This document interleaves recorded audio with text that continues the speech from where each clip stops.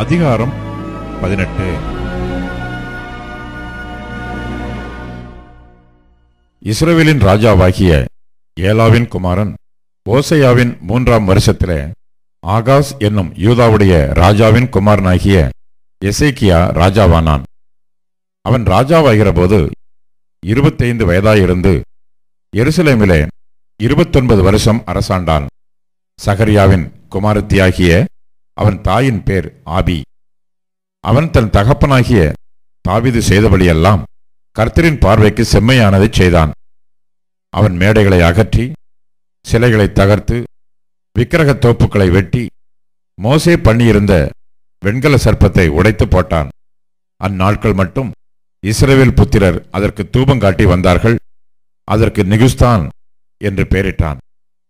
அவன் இஸ்ரவேலின் தேவனாகிய கர்த்தரின் மேல் வைத்த நம்பிக்கையிலே அவனுக்கு பின்னும் அவனுக்கு முன்னும் இருந்த யூதாவின் ராஜாக்களிலெல்லாம் அவனைப் போல் ஒருவனும் இருந்ததில்லை. அவன் கர்த்தரை விட்டு பின்வாங்காமல் அவரை சார்ந்திருந்து கர்த்தர் மோசேக்கு கற்பித்த அவருடைய கற்பனைகளை கைக்கொண்டு நடந்தான். ஆகையால் கர்த்தர் அவனோடு இருந்தார். அவன் போகிற இடம் எங்கும் அவனுக்கு அனுகூலமாயிற்று.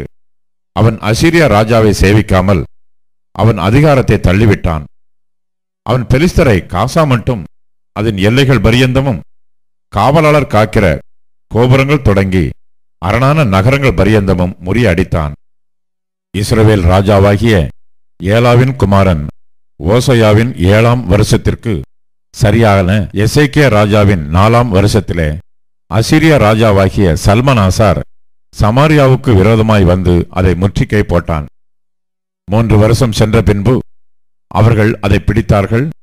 எசேக்கியாவின் 6ஆம் வருஷத்திலும் இஸ்ரவேலின் ராஜாவாகிய ஓசையாவின் 9ஆம் வருஷத்திலும் சமாரியா பிடிபட்டது. அசீரியா ராஜா இஸ்ரவேலை அசீரியாவுக்கு சிறைப்பிடித்துக் கொண்டு போய் கோசான் நதியோரமான ஆலாகிலும் ஆபோரிலும் மேதியரின் பட்டணங்களிலும் குடியேற்றினான்.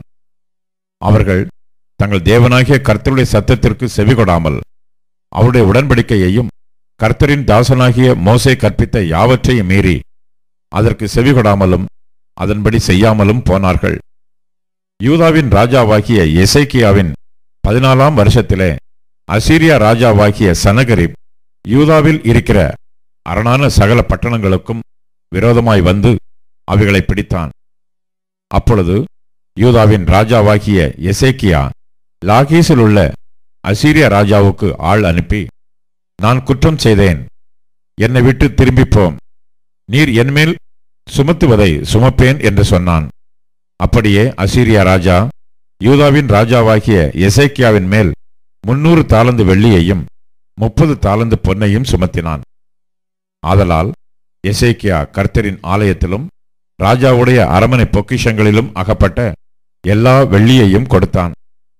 அக்காலத்திலே யூதாவின் ராஜாவாகிய எசேக்கியா கர்த்தருடைய ஆலய கதவுகளிலும் நிலைகளிலும் தான் அழுத்தியிருந்த பொன் தகடுகளை கலற்றி அவைகளை அசீரியா ராஜாவுக்கு கொடுத்தான். ஆகிலும் அசீரியா ராஜா லாகீசிலிருந்து தர்த்தானையும் ரப்சாரீசையும் ரப்சாக்கேயும் பெரிய சேனையோட எருசலேமுக்கு எசேக்கியா ராஜாவினிடத்தில் அனுப்பினான். அவர்கள் எருசலேமுக்கு வந்து வண்ணார்துறையின் வழியிலுள்ள மேல்குளத்து சாலகத்தண்டையிலே நின்று ராஜாவை அழைப்பித்தார்கள். அப்பொழுது இல்கியாவின் குமாரனாகிய எலியாக்கீம் என்னும் அரமனை விசாரிப்புக்காரனும் செப்னா என்னும் சம்பிரதியும் ஆசாப்பின் குமாரனாகிய யோவாக் என்னும் கணக்கனும் அவர்களிடத்திற்கு புறப்பட்டு போனார்கள். ரப்சக்கே அவர்களை நோக்கி, அசீரியா ராஜாவாகிய மகாராஜாவானவர் உரைக்கிறதும் நீங்கள் எசேக்கியாவுக்கு சொல்ல வேண்டியதும் என்னவென்றால், நீ நம்பியிருக்கிற இந்த நம்பிக்கை என்ன? யுத்தத்திற்கு மந்திராலோசனையும் வல்லமையும் உண்டென்று நீ சொல்லுகிறாயே, அது வாய்ப்பேச்சை அன்றி வேறல்ல. நீ என்னை விரோதிக்கும்படி யார் மேல் நம்பிக்கை வைத்திருக்கிறாய்? இதோ நெறிந்த நாணல் கோலாகிய அந்த எகிப்தை நம்புகிறாய். அதன் மேல் ஒருவன் சாய்ந்தால் அது அவன் உள்ளங்கையில் பட்டு உருவிப்போம். எகிப்தின் ராஜாவாகிய பார்வோன் தன்னை நம்புகிற யாவருக்கும் இப்படியே இருப்பான். நீங்கள் என்னிடத்தில் எங்கள் தேவனாகிய கர்த்தரை நம்புகிறோம் என்று சொல்வீர்களாகில் அவருடைய மேடைகளையும் அவருடைய பலிபீடங்களையும் அல்லவோ எசேக்கியா அகற்றி யூதாவையும் எருசலேமையும் நோக்கி, எருசலேமில் இருக்கிற இந்த பலிபீடத்தின் முன் பணியுங்கள் என்றானே. நான் உனக்கு 2000 குதிரைகளை கொடுப்பேன். நீ அவைகள் மேல் ஏறத்தக்கவர்களை சம்பாதிக்க கூடுமானால் அசீரியா ராஜாவாகிய என் ஆண்டவனுடைய சபதம் கூறு. கூறாதே போனால் நீ என் ஆண்டவனுடைய ஊழியக்காரரில் ஒரே ஒரு சிறிய தலைவனின் முகத்தை எப்படி திருப்புவாய்?